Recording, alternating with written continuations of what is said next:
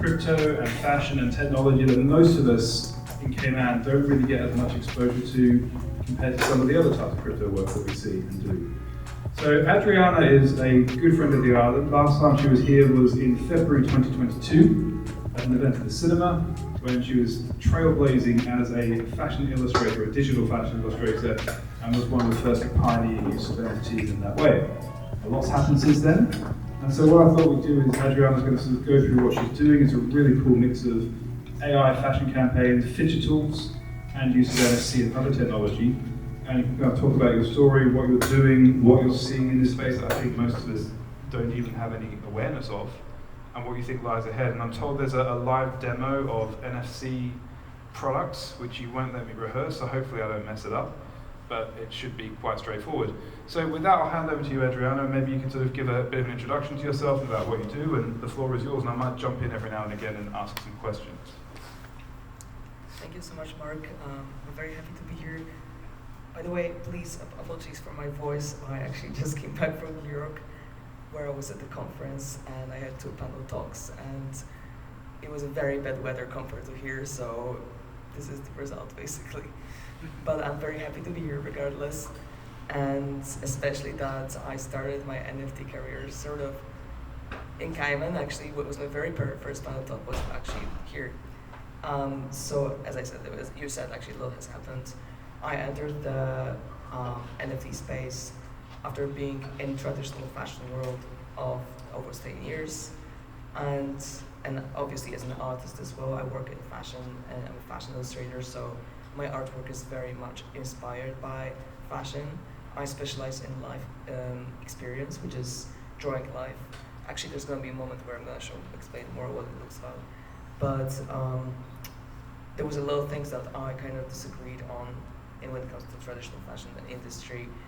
A lot of things that I just didn't resonate with me anymore, and I felt like something has to change, or this is not going to be good for the whole environment, for the planet, for the creativity of fashion industry. And that's when kind of like pandemic started, and 21 actually, I entered the NFT space as an artist firstly. And that was the momentum when I had as an NFT artist. I sold my collection. I was in the space very active as an artist, but then I realized that, okay, that was the bear market, the bear market started to start, and I was like, oh, I feel like I don't think NFTs are very sustainable anymore. Something has to change, and I'm always very interested in like what's next, because I feel like that comes from my fashion background as well. What's the next trend? What's the next thing coming up? And obviously for me, I'm very interested in technology as well.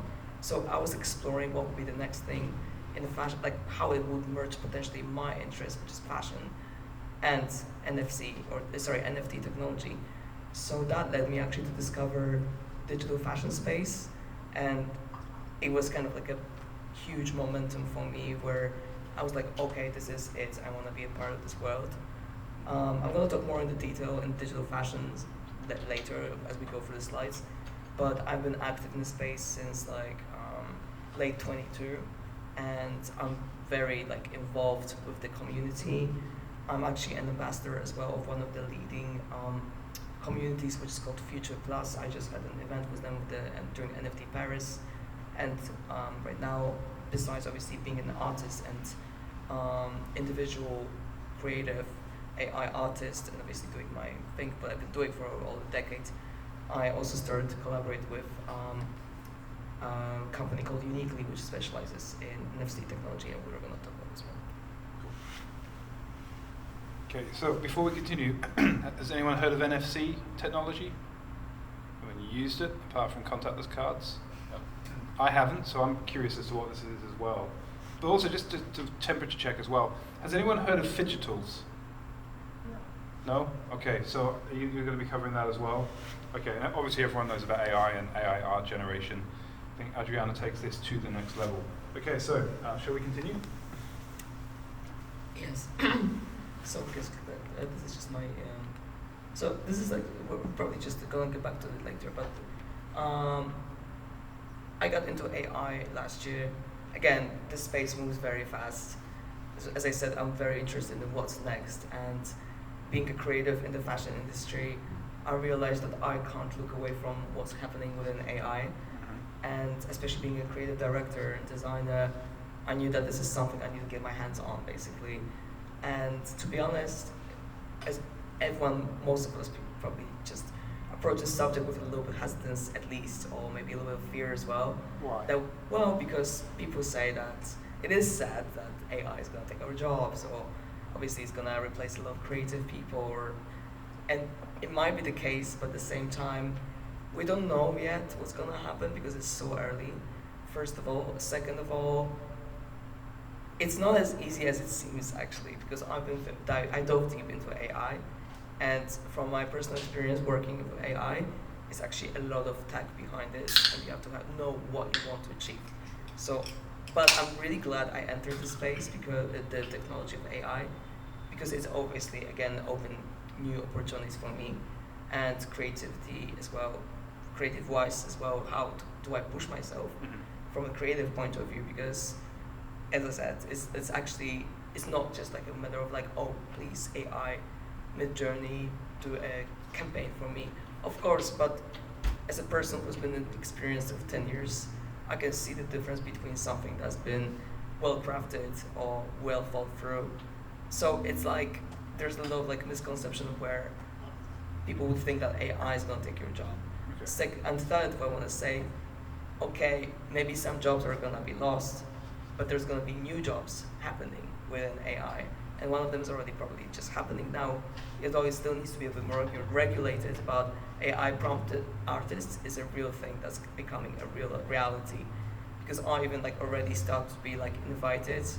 I can't say because it's an NDA, but this is already an eye opener that this is happening behind the big doors, where I would have a chat about, okay, exploring big ideas with AI, with big brands. Obviously, again, this is something that is very early, and brands don't want to say or admit that they're doing it, but it's already happening. So it was like a big moment where I was like, okay, I want to. So this was in November or October last year, wasn't it, in Times Square? Yes. So there was like a competition on selection, like seven AI artworks on fashion, and that was like showcased in Times Square, and that was my lifelong dream to be, you know, like see my work on Times Square. So for me, it was very interesting to see that. Okay, I got there with AI, not with my, I don't know, illustration or campaign or whatever. That it was like almost a sign for me that, okay, stick to this because it looks like I'm onto something. So this is exactly why I want to show this slide, basically, that, you know, it's something like momentum, basically. And this is also AI. I don't want to stay here a little bit longer. Okay, there's a lot to unpack on this. Yeah, there's a lot. Yeah. In this slide, there's a lot of stories to tell. So, as I mentioned, I'm this ambassador of a Future Plus community. What is Future Plus? So this is like a community that brings together the innovators, tech enthusiasts, focused in luxury and fashion and beauty tech. Okay. I personally find them as the most like leaders in this space, and Future Plus, the founder, is like who's called Ashwini Sanghvi. Personally, I really look up to, by the way. She organizes these events that bring all this community together every couple of months, usually around those big conferences like NFT NYC or NFT Lisbon, NFT Paris. So the last one was in NFT Paris, and it's like a really great panel talks where you can learn so much about what's happening in the space, who's the leader in the space, exploring, you know, fashion, luxury from like very different perspectives, not only from AI, but like obviously from like protocols and blockchain as well. But obviously we focus on this area and niche, obviously, of like digital fashion, and how brands want to enter the space as well in the future of based on blockchain and technology. So. Okay, so let's focus on the first few words on this slide. What is it? First of all, what's a phygital and what is phygital jewelry? Yes, so that was last year during NFT NYC, and that was the launching event for Future Plus at Samsung. And this is a project I'm still working on, but it's a little bit back burner right now. Okay. But I've been let's wrap it up from the beginning. I discovered phygital, the term phygital basically means connecting a physical and a digital product. So let's say, actually we can do the presentation now because I think it's gonna explain the most. So what am I doing? Yes. So I'm wearing this hat, and this is from my collection. Right. For my project. Which says burn all the bridges. Which says burn all the bridges. Okay. I was promoting it all across NFT and YC. Okay. And I've done it with Uniquely, with the partners I do with the projects as a creative director. So I want to give you this cap. Oh, thank you. Basically, this is the best way to explain it. It comes with a NFC chip in here, right? So if you scan it now, you just tap on it with your phone.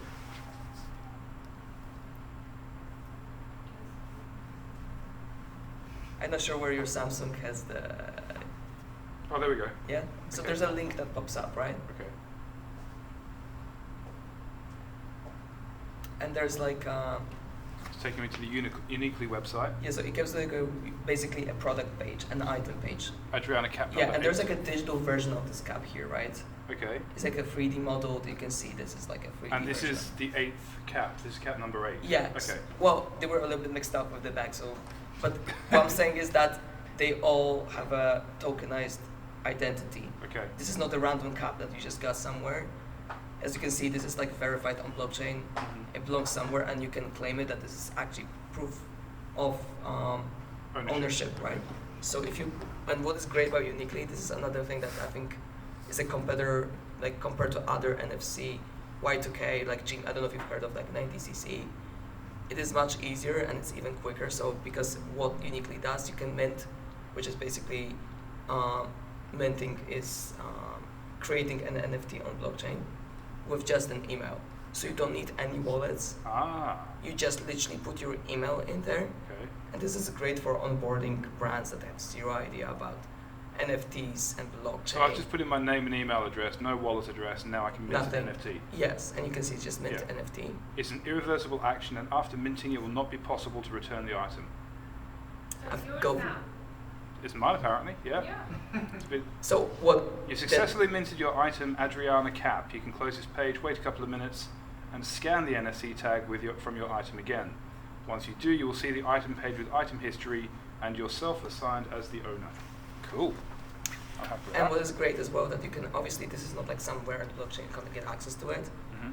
You can you will get an email of a verification, Mhm. and obviously you have that NFT, and then you can transfer it to your wallet, and it's minted on Polygon. Okay, so the NFT I can then just mint it to a wallet, and until it's minted, I've still got proof of authenticity. So Exactly. I don't even need the NFT. No, but if someone wants it and this is still like proved that it belongs to you, that's exactly what phygital is. This is an example of phygital. So Okay. you have that cap that exists in a 3D world. You don't have to wear it in the metaverse because who cares about it right now? But you still have an authorized Cool. cap that belongs to you, Marc, now. That was pretty easy, actually. That's Yeah. amazing. So yes. And I've now got the email. Thank you. I mean, I'll pass it on to the founders because this is their tech, basically. So talk to me about the phygital jewelry. So we can see how now you can like get a cap and you can mint an NFT to prove you own the cap and you can do cool stuff with that. But what is phygital jewelry? So this is like a concept that I started to develop last year. Again, like something on the back burner right now a little bit more. But I wanted to create a phygital jewelry, which is obviously a physical that exists in a real reality like this cap, but also like a digital version of it that is a bit more, let's say, abstract, and you can play around with this because that's what I think is beautiful with a digital wearable is that it's not about like copying it one-to-one exactly as it is like the cap, for example, in this case. But for me, it's what is interesting from a creative point of view is that how can we create a wearable that is basically an abstract version of the physical, right? So this is like an exploration. Obviously, this is like again like also work in progress. But I was presenting this concept at Future Plus, and these earrings, which were So you're wearing that in the right photo there. That's the earring you're wearing. excuse me, yeah. So the digital version of it is supposed to be like because basically this is also inspired by my song, and the lyrics are called, there's one part of the lyrics is like, you set me on fire. So the earrings are called literally set me on fire, and when you wear the wearable, the digital version of it, they like are burning with fire, and like this is a special effect obviously, and that's how you access with the filter and AR, like extended reality. Because I think that's what's the interesting part right now in the digital fashion space and phygital, what we can achieve is that link with the physical and digital creative exploration and then the engagement. So what I want to do in the future, this is obviously one patenting process, but my wishful thinking would be, how can we implement AI into this as well? So if let's say we have, because what I think that's what important thing is that, I'm going to dwell on a little bit later, but digital fashion is the huge sustainability driving factor. Is that one of the reasons why I was saying I was really disappointed with fashion was that, and especially we started to learn that during pandemic, there's like so much unnecessary fashion clothes we buy and we just throw them away, and it's just like trends that pass by so quickly, and digital fashion allows that to play with the trends, try them on. Obviously that can be also done with like the digital twins or like the digital trying on mirror rooms, but you don't have to necessarily buy clothes that are just like you're gonna throw this disposable, right? So for me it would be like, the concept is to produce the fine jewelry which is timeless, because I started to realize over pandemic the clothes that I keep wearing all the time are the investment pieces that are timeless, classic cuts. Obviously there's a matter of taste and obviously in style that I don't want to dwell on, but definitely quality, doesn't matter what style it is something that's gonna endure, right? But when it comes to like playful stuff with trends, and let's say if you're an influencer who, I don't know, orders weekly crazy amount of clothes from fast fashion retailers just to wear them once and show them on social media, that's where things go crazy. This now has much more variety from the same physical item. Exactly. So for me, my goal is to have a physical jewelry that's timeless, and attached to it there's this digital wearable that's kind of changing over time. So that's kind of my goal. I would love to have like, that's mind-blowing, I have to say. Thank you. Well, tech is still, like, I need to get more investors and and tech development, but this is the goal basically. Shall we keep going? And again, this is like this is a campaign you did for Selfridges in London. Okay. So this is an interesting. We're talking now a bit. We're jumping a little bit to AI again, but we're still in fashion and beauty. So this is like actually a long client of mine. Like I've worked with for many years, Skin Design London, and she was just launching her product at Selfridges. I don't know if you're familiar with Selfridges. It's like top tier luxury. I think most people are familiar with Selfridges. Okay, good.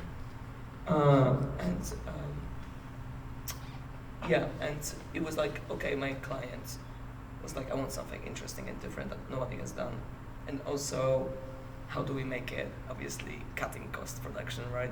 Because it's not like everyone has like millions of budgets, especially. But launching Selfridges was already costly, right? So it was like, okay, I said, let's do something with AI because it's going to be innovative, and also secondly we can do something cool without crazy expensive of studio hire. So but I was just saying that there's like it's a tricky part with AI when it comes to using in the commercial aspects, because I'm not a lawyer and I'm still learning about this obviously, but we can explore AI however I want with a journey prompt however I want and learn about what I want to achieve with visually.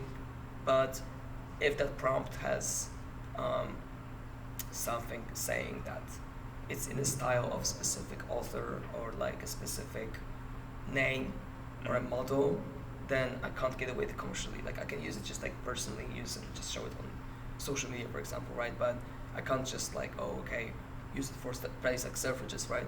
So does that mean for this stuff you have to come up with a completely new style? But this is like a tricky part. What I want to say is that the actual so the photo shoot was just done of the products. Right. So the products have been properly shot in the studio. So I just directed the photographer how I want it to be shot, Mhm. and the backgrounds are only AI. Okay. So this worked because obviously it's like we're still using the actual product shot, and this is, a mixture of mixed media. So like you can be tricky and just like, get away with it. It's like when you say, okay, it's mixed media with AI. So the And product shots were not loaded into Stable Diffusion No. or anything. Okay. So these are actual physical photo shoots, Right.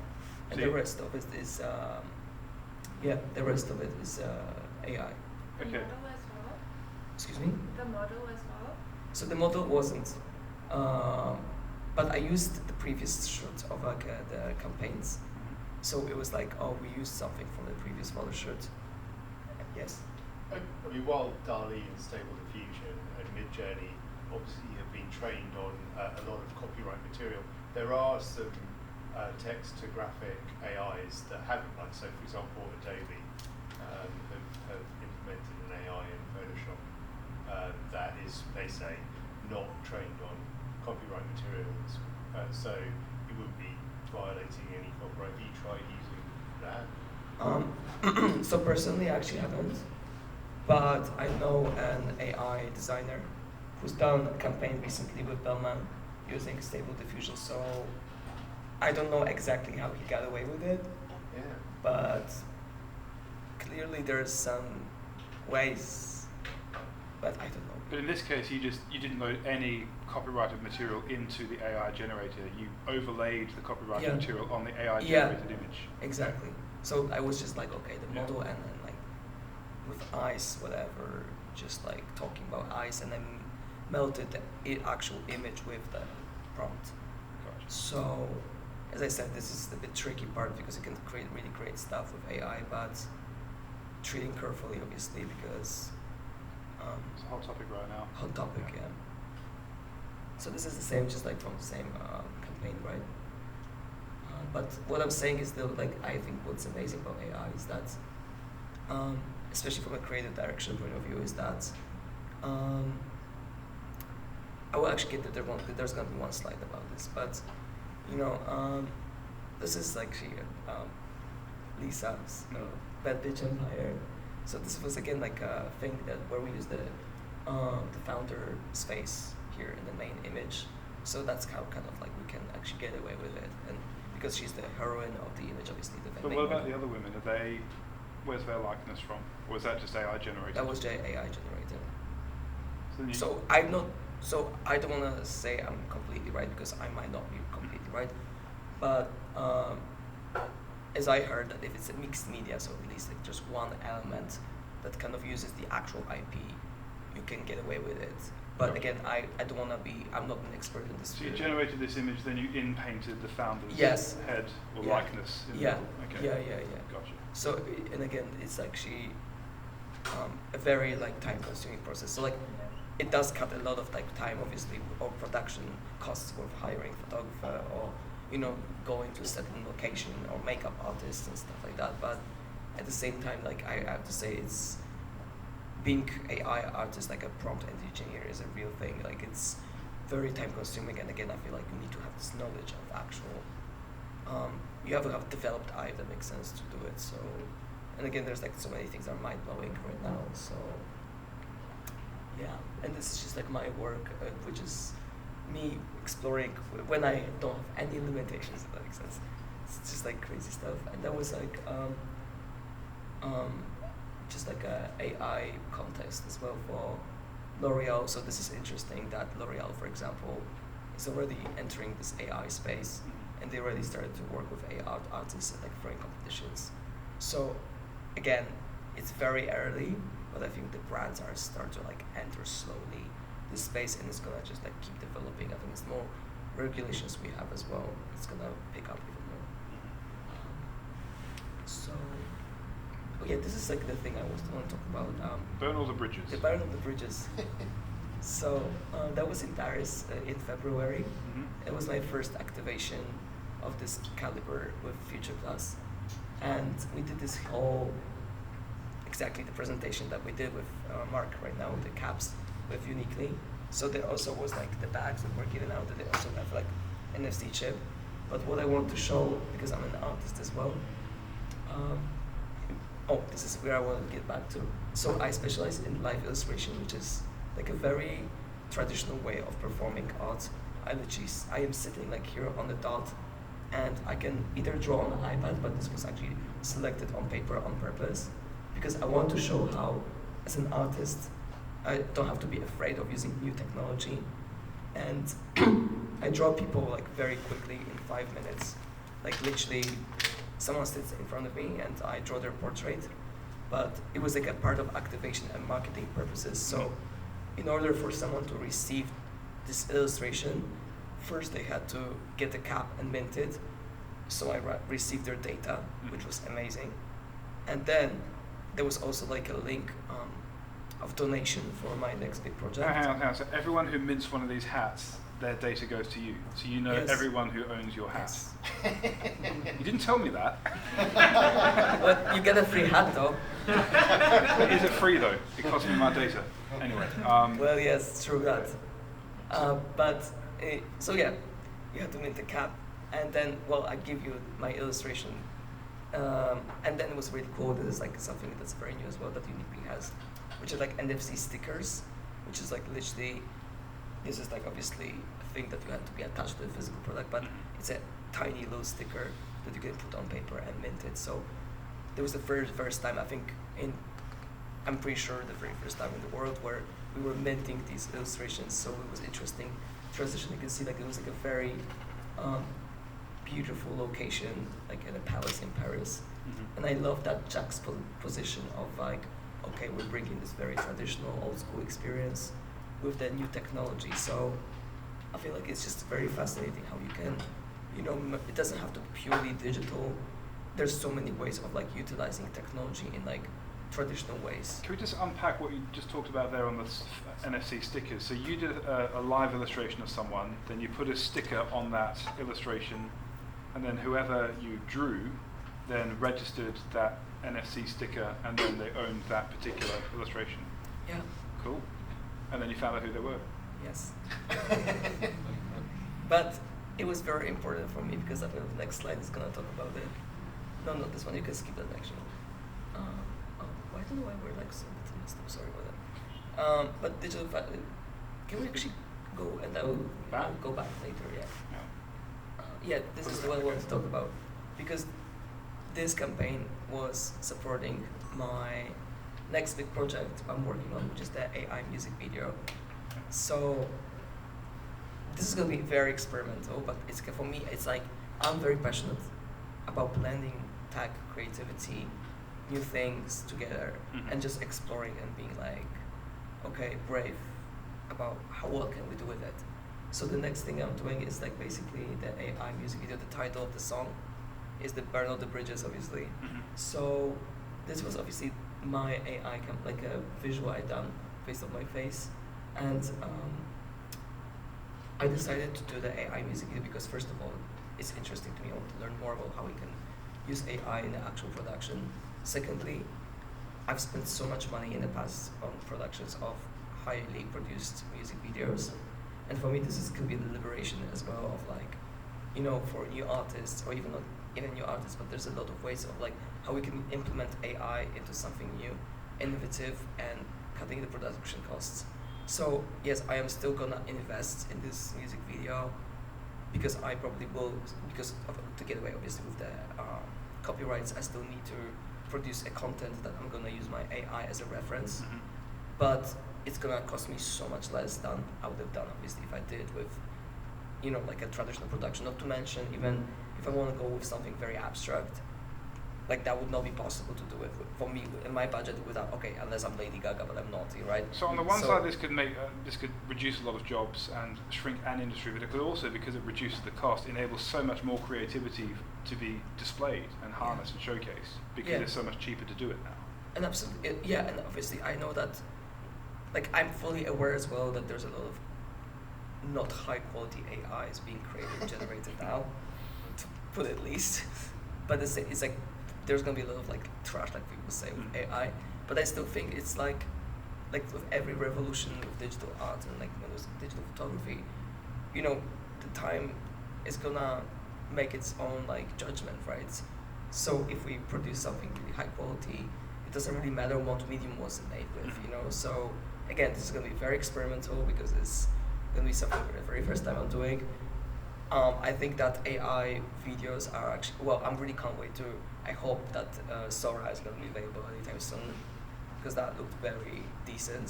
Sora is? It's like, oh yes, it's a new software for AI videos. Because it's very tricky to actually create a good quality video that's longer than 4 seconds at the moment. And that's the reason why I still feel like, okay, to achieve something of good quality, I still need to mix it with actual traditional footage.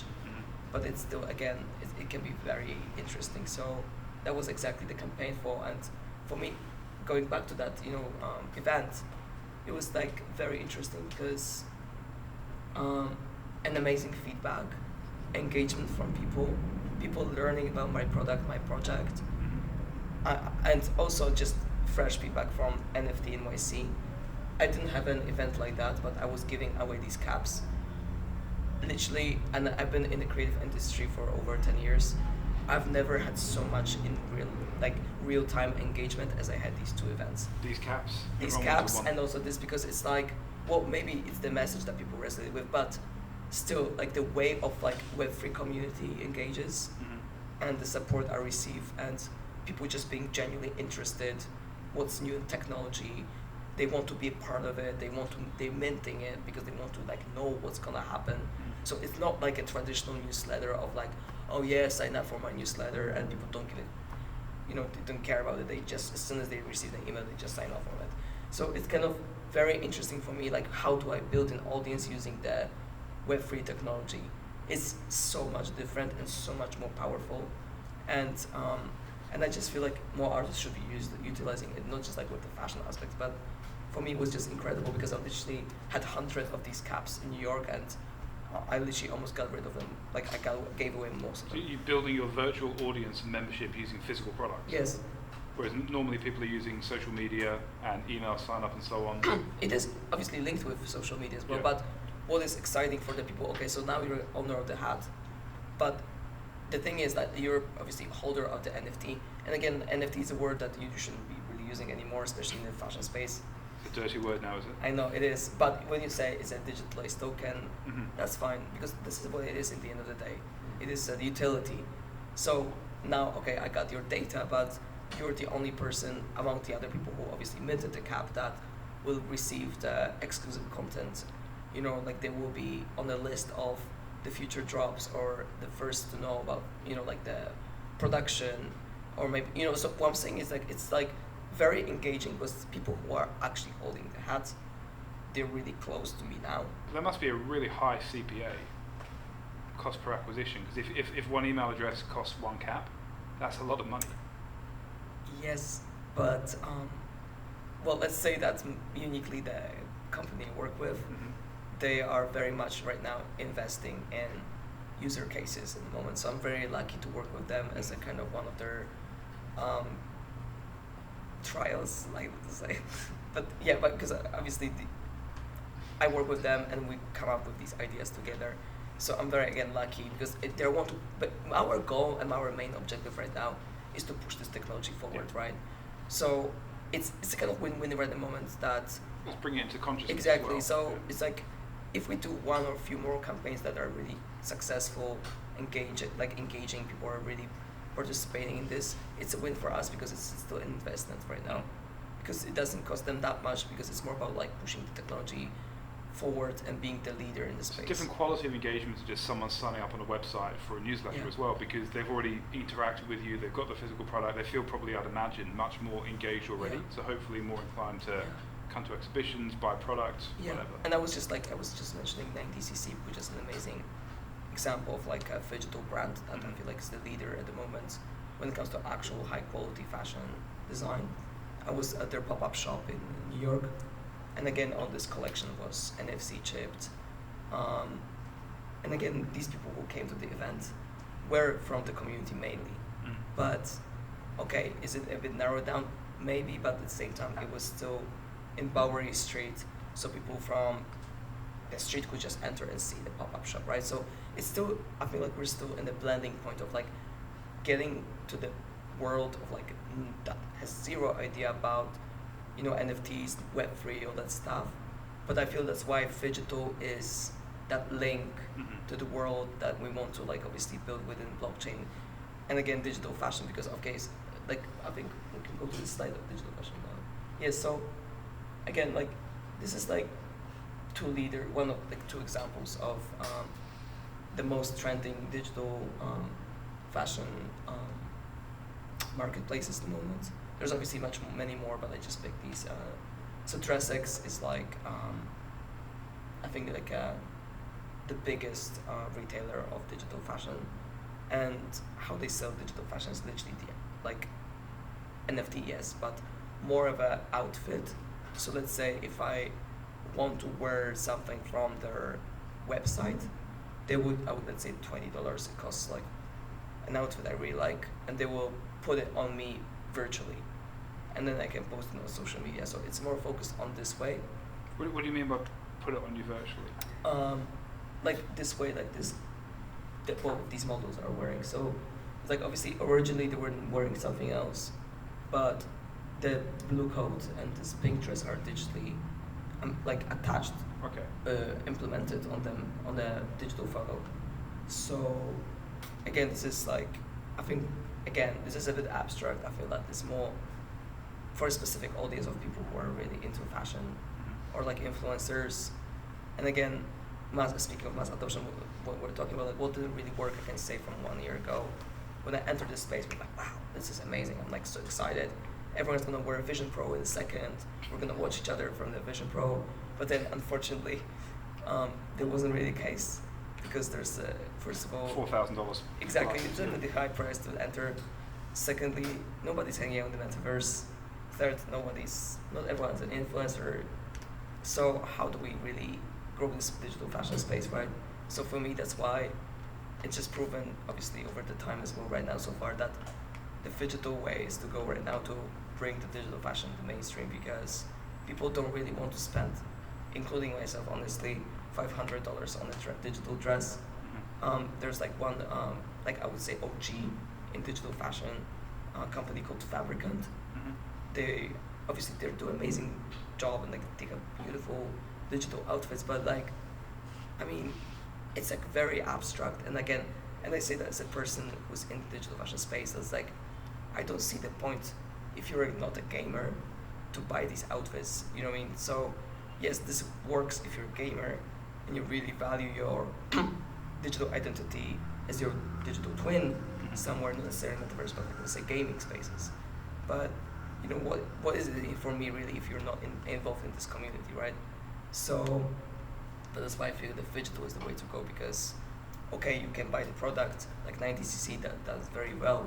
You buy the physical product with it very highly, high quality product, physical. But it's starting to push in from the periphery a little bit, isn't it? You've got exhibitions going on. You've got these pop-up stores around the place. Some people have heard of Fabricant. People have heard of Uniquely. The NSC stuff, people are familiar with those, with these mobile business cards and so on. So why not put on a piece of clothing? So I know you're talking about it in the abstract, but it seems to me from this presentation, it's actually starting to seep in more and more into the mainstream than maybe a year or two ago. So I think it is starting to move more into people's general awareness. Yeah, I mean, I guess so, but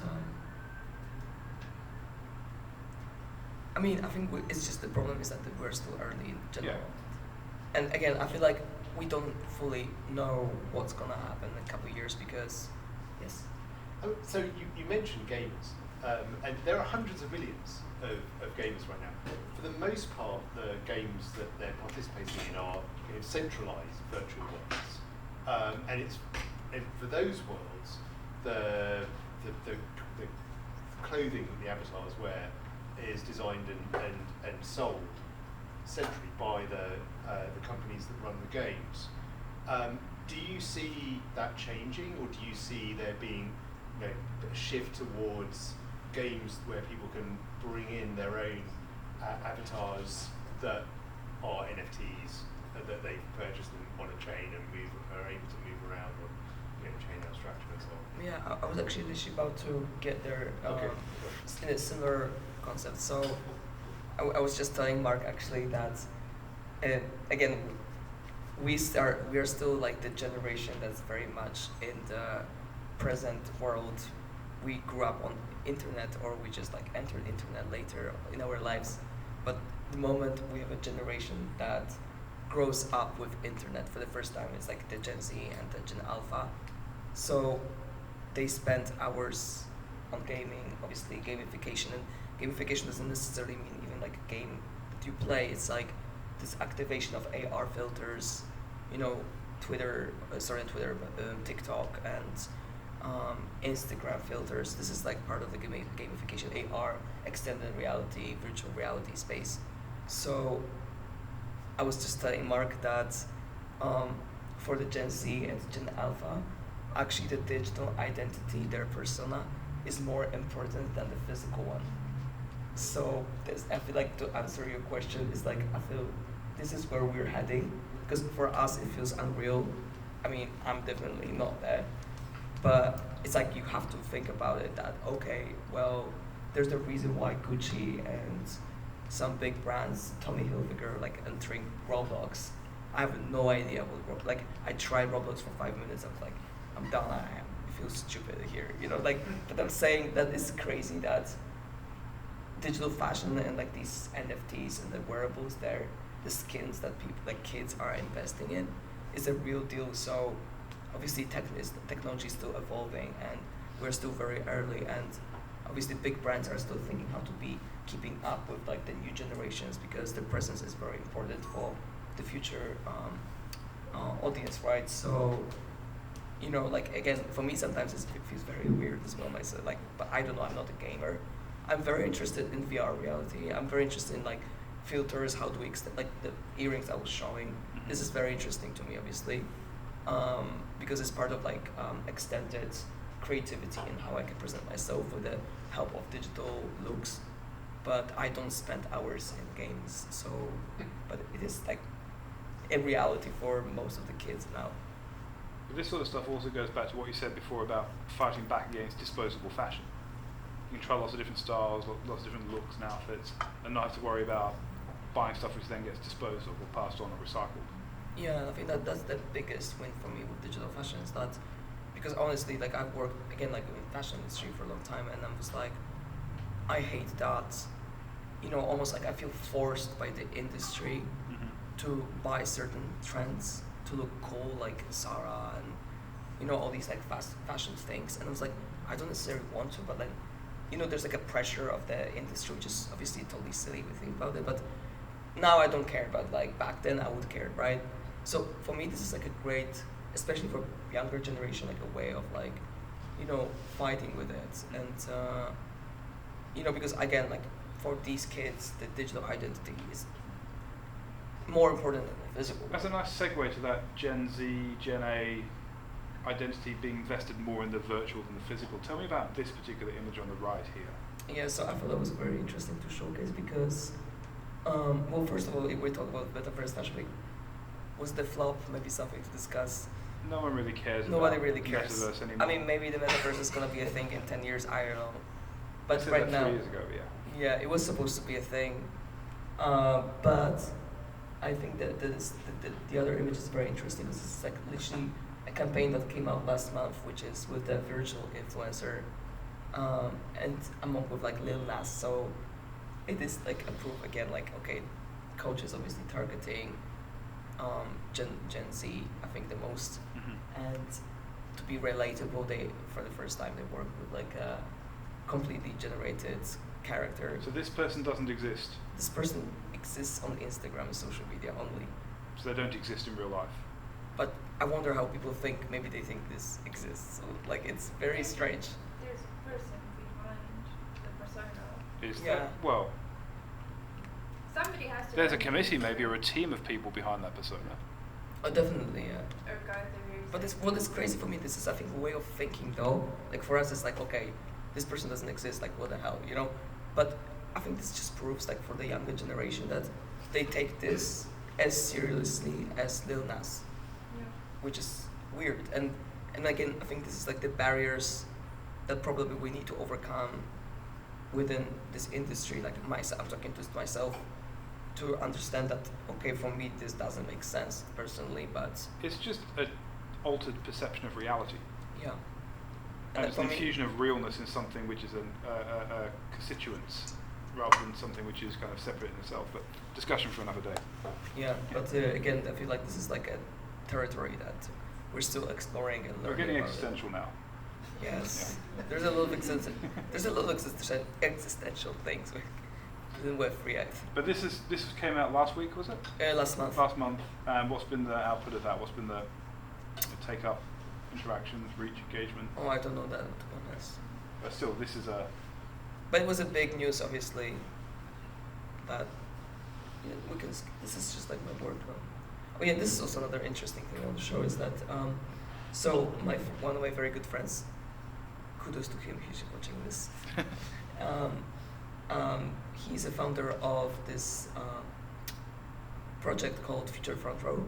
So obviously we're talking a lot about how do we present digital fashion in the physical realm. Mhm. Is it just like the AR filters and we're just gonna play with the extended reality projects?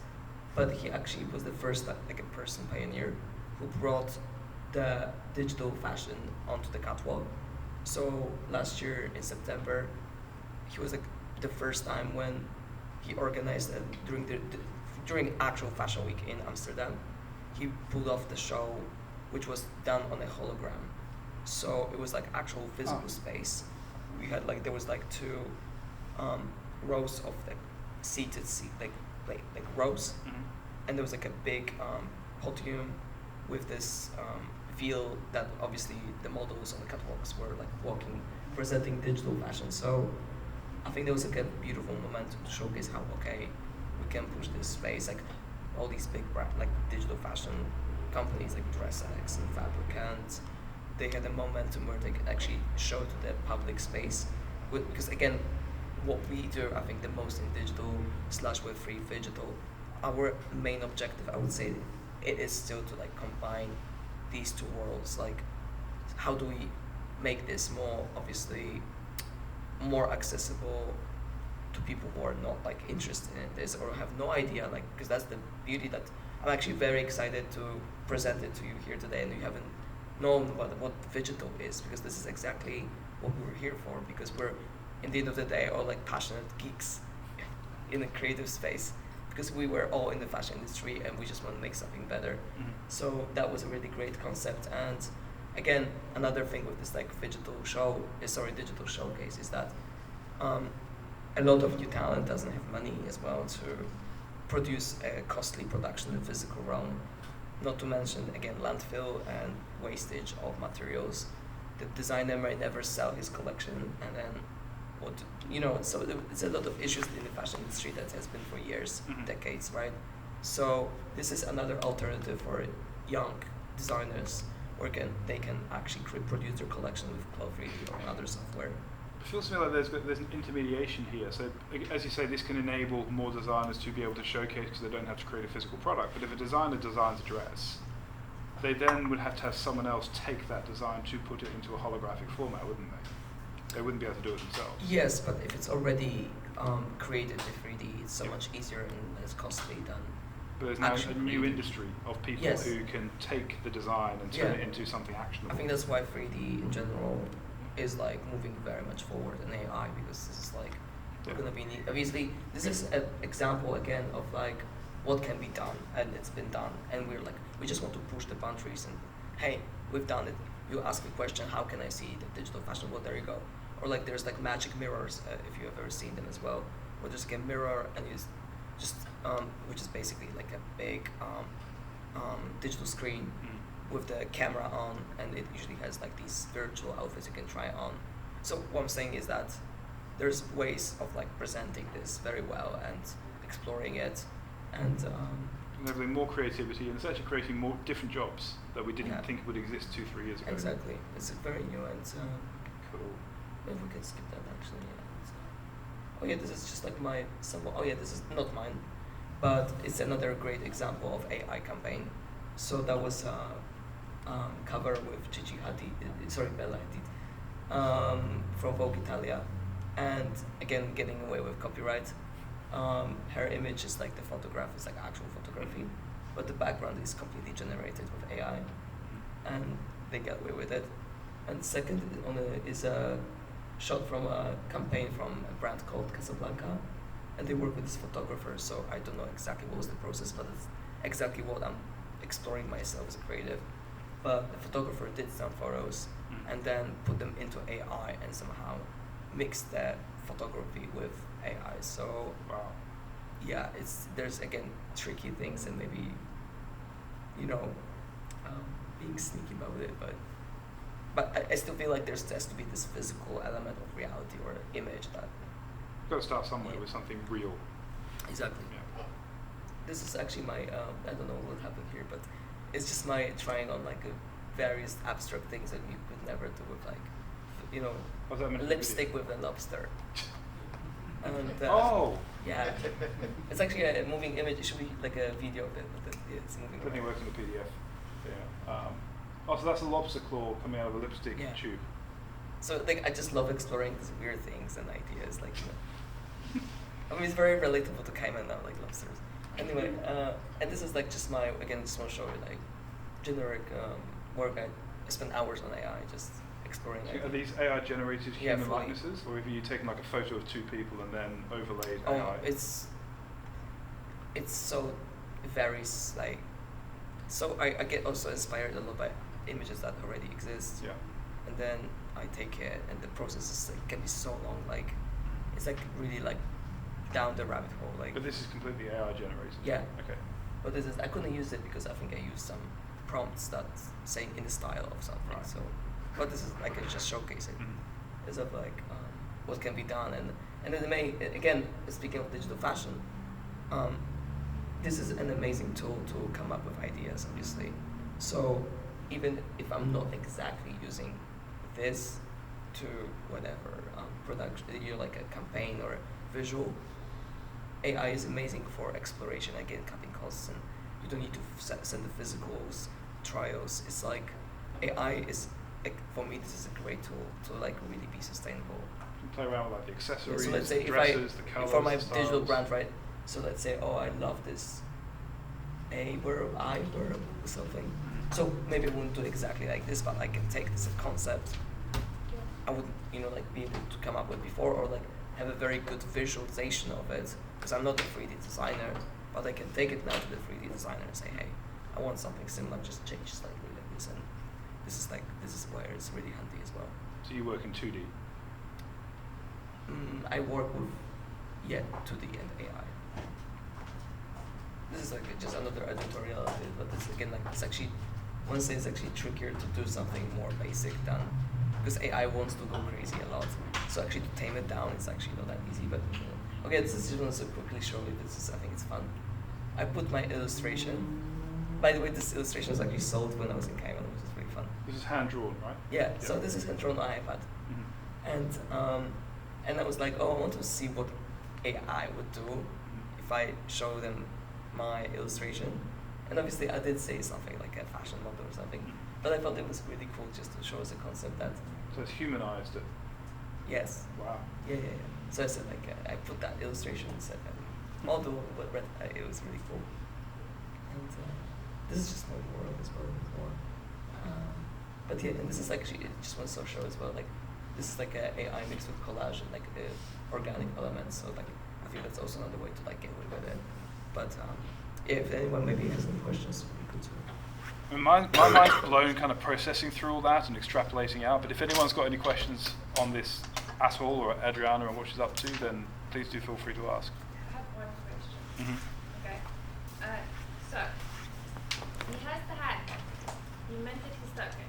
Okay. He sells his token. What happens with the physical item? Okay, that's a very good question. So, Sorry. no, Is it it's a like very good doing- question. So, there's one protocol. Okay, I have It's a this complicated is your question. expertise here. This is protocols and that stuff. But there's one protocol created by one company that sorts this out. So I want to link this up with uniquely, and we're gonna do something about it. So, but it's a good question. I know what I mean. Yeah, it's an interesting concept, especially for NFTs, because like an NFT shows like a physical entity, but what happens when you sell that physical entity? What happens to the token and stuff like that? But It's all about possession. it is, and like I just absolutely adore like the concept that you're using AI for a proof of concept, because like in fashion, like you had the two models together where the hairstyles were different, the accessories were different, and the hair colors were different, and to do that in reality is just so expensive. Yeah.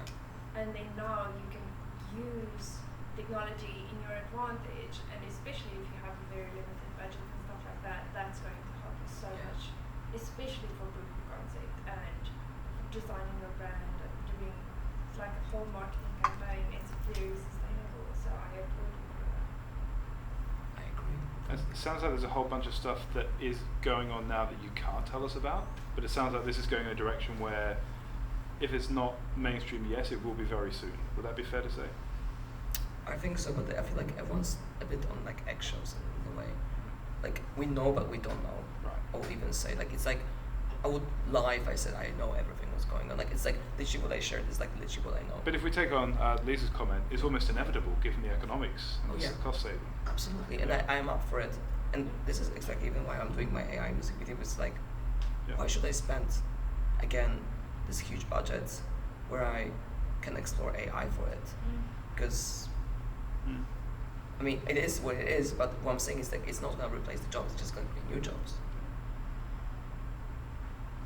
Cool. Anyone maybe has any questions? Adapt or die. Burn all the bridges. Exactly. That's what we should have called this talk. Literally, yes. Okay, well, we're just under an hour, so thank you very much everyone for coming along and listening to what is frankly one of the most fascinating presentations I've heard for a long time. Thank you very much for coming Also, I up, want to Adriana. say, if you would love to, I would love to connect. Any questions, discuss. If you're interested in FC technology, we still can help and explore it. My name is. Oh, maybe we could go to the first slide because you can add me on LinkedIn because my last name is very complicated.